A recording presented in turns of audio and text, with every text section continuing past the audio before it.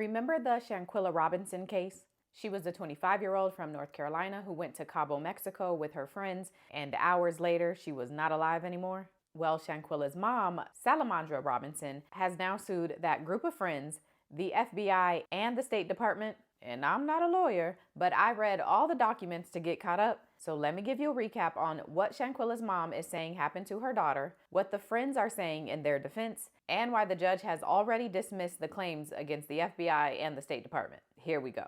So again, the lawsuit was filed by Shanquella's mother, and it was filed against Imani Green, Elise Hyatt, Malik Dyer, Winter Donovan, Khalil Cook, and Nazir Tyree Wiggins, who are all collectively known as the Cabo Six, as well as the FBI and the State Department.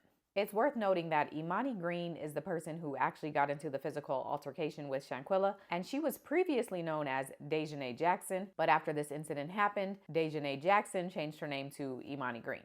So according to the lawsuit, back in October of 2022, Shanquella's friend Khalil Cook invited her to join a last-minute trip to Cabo with a group of friends. Some of the original guests invited to the trip dropped out, and so Khalil extends the invite to Shanquella, and she agrees. Between the 28th and 29th of October, everybody in the group arrives to the villa in Cabo, which is evident by this sign-in sheet.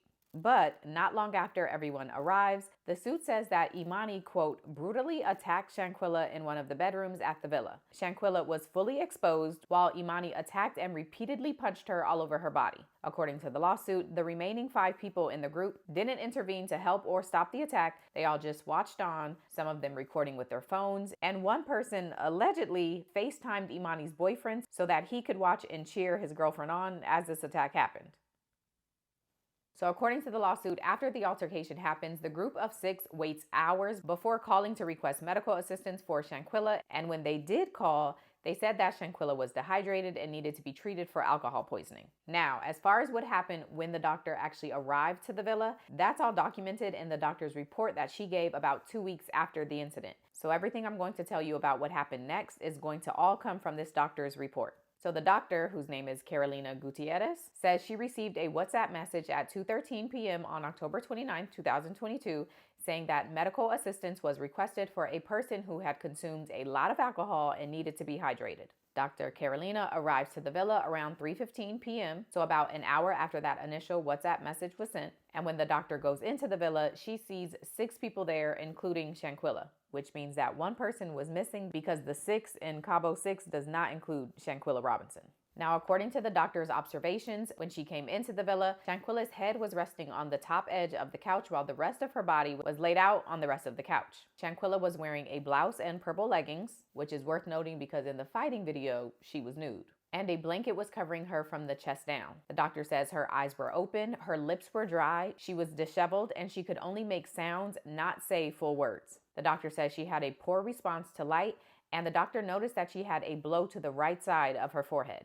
According to this report, the doctor tries calling Shanquella's name, she tries touching her on the shoulder and even getting down to eye level with Shanquella, but she was not responsive. So, for the first time, the doctor suggests to the group of friends that Shanquella be taken to a hospital. The report doesn't say what the group said in return to that suggestion, but it does say that next the doctor took Shanquella's vital signs and noticed a red spot or like a broken blood vessel in her eye and saw some other signs that seemed to confirm that Shanquella was in fact dehydrated. According to the report, the doctor tells the group of friends that Shanquella is dehydrated, but she again says, now for the second time, that Shanquella needed to be evaluated at a hospital.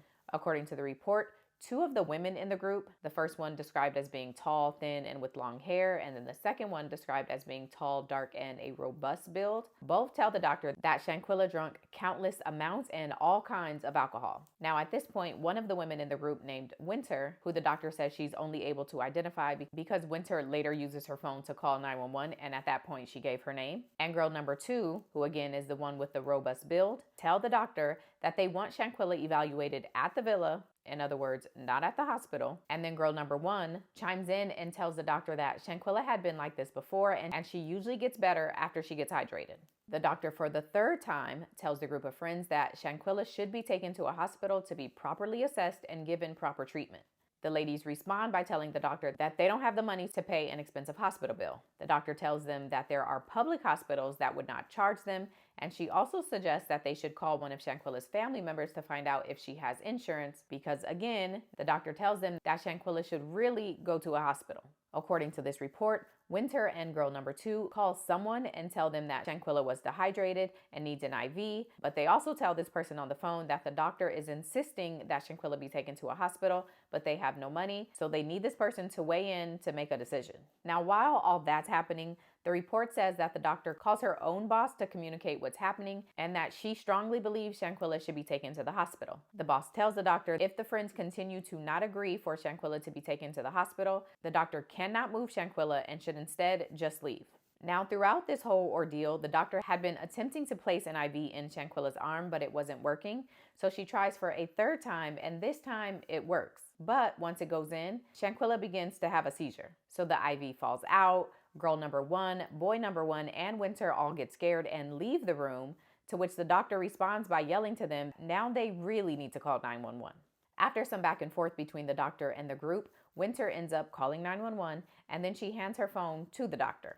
At 4:49 p.m., which is about an hour and a half after the doctor first arrived to the villa, the doctor reports that Shanquella no longer has a pulse. She calls 911 again to follow up on Winter's call, and within 5 minutes, the Red Cross ambulance arrives. But because Shanquella no longer had a pulse, the paramedics refused to transport her to the hospital. The report says that 3 other ambulances also arrive, and they all refuse to transport her without a pulse. Is this also a thing in America? If there's no pulse, will paramedics not transport you to the hospital? I mean, I think I get it, but my goodness. According to this doctor's report, the medical staff worked on Shanquella for another hour, but at 5:57 p.m. on October 29, 2022, Shanquella Robinson was officially declared deceased. So law enforcement arrives and begins taking statements, and shortly after that, according to the lawsuit, the Cabo Six pack up their belongings in the villa and request a ride to dinner. But once they get in the vehicle that's supposed to be taking them to dinner, they tell the driver to instead take them to a hotel near the airport. And by the next morning, the Cabo Six arrived back in the U.S. a full day earlier than they had planned. The lawsuit says that Imani, the girl involved in the attack, and Khalil, the man who invited Shanquella on the trip, both go to Shanquella's mom's house to give her Shanquella's suitcase and then offer their condolences for Shanquella passing away from alcohol poisoning. Within weeks of offering those condolences, a video goes viral showing Imani attacking Shanquella in that Mexican villa, and after watching it, Salamandra learns for the first time of a different version of events that led to her daughter's last moments. And so that is why Salamandra is suing. Specifically, she's suing Imani Green for wrongful death and simple battery. She's suing all 6 members of the Cabo Six for negligence, which has to do with them not doing anything during the attack, them not telling the doctor what really happened and that there was a physical altercation, as well as for them refusing to allow Shanquella to be taken to a hospital. Salamandra is also suing the group for civil conspiracy, meaning they all conspired or worked together to hide what really happened from medical staff and law enforcement, as well as intentional and negligent infliction of emotional distress. Now, as to the Department of State, Salamandra was suing them for negligence, alleging that even though the United States and Mexico have an extradition relationship, when Mexico submitted an extradition request for Imani Green because they have charged her for this death, the Department of State failed to forward that request to the required department, which has allowed Imani to avoid facing charges in Mexico and just continue to live her life in the U.S.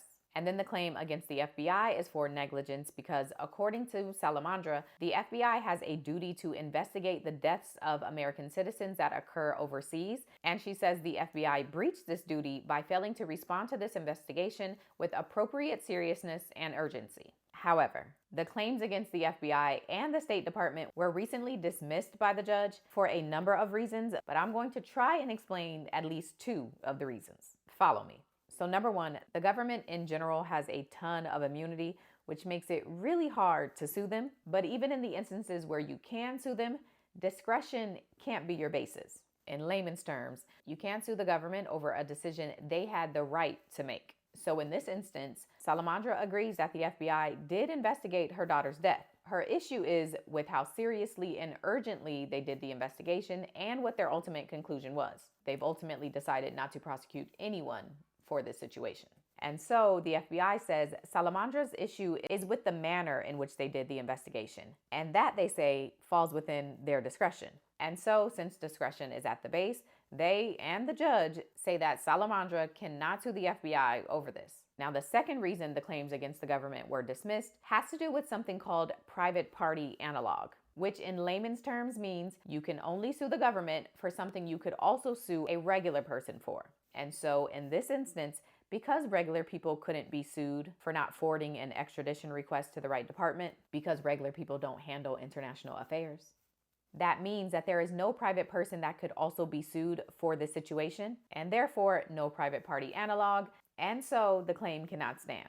Hopefully you followed that. So those are only 2 of the 5 reasons that the judge agreed that the claims against the FBI and the State Department should be dismissed. But the claims against the Cabo 6 as of now are still going, but they are also arguing that they should be dismissed. Winter, Elise, and Khalil all submitted filings saying that they did not participate or touch anyone during that altercation, and they also say that since this incident happened in Mexico, is governed by Mexican law, and key witnesses that would be called to testify if a trial were to happen, like the doctors, law enforcement, and hotel personnel, all live in Mexico. They argue that Mexico is the appropriate place for this lawsuit, not the U.S. In their filings, they each also note that the Supreme Court has recently said, quote, a federal district court should dismiss claims in an action on the grounds that a court abroad is the more appropriate and convenient forum for adjudicating the controversy. In other words, this should be dismissed if the judge agrees that the best place for this lawsuit is Mexico. Now, Imani Green submitted a separate filing as to why she says the claims against her should be dismissed. Number 1, she says that this is beyond the statute of limitations and should be therefore dismissed off that. Number 2, she says that Shanquella was acting belligerent and she provoked the fight herself. Number 3, she says that Shanquella engaged in excessive drinking without telling anyone of any serious medical conditions that she had. And then finally, Imani says to the extent that there was a physical altercation, she was only involved in that altercation acting in self-defense. And so that's where the lawsuit stands. The judge has not ruled yet on these additional motions to dismiss, but it has led me to have a lot of questions. Do you feel like this is an issue for the Mexican courts? Or do you think the mom should be able to file this lawsuit in the U.S. and have it dealt with in the U.S.? Rest in peace to Shanquella Robinson.